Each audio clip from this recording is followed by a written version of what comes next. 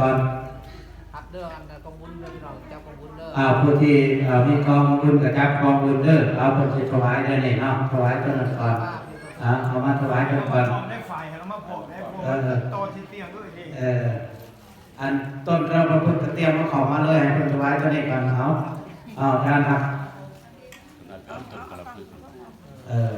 เอาเด้อเตรียมเด้อผู้ที่จับต้นกองบุญเด้อสาธุสาธุเด้อจับต้นจับกองบุญเด้อเอาวางอะไรวางพาท่านเข้ามาไปไล่เลยเนาะ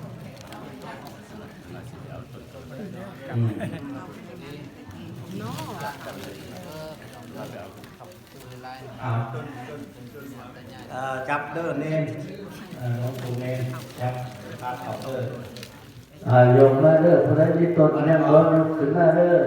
ถวายอาจารย์เพิ่นบัดนี้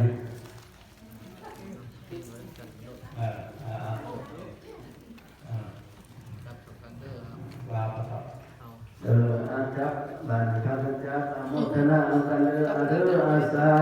ธุสาธุสาธุอนุโมทามิสาธุสาธุสาธุกับปากลูกเขาขับบริวารกินข้าวขาวอันนกกินข้าวขาวบริวารผู้ชายนี้เอามือออกบัดเอามือออกท่านโยมได้ละไม่เท่าเอามือออกให้บัดเลย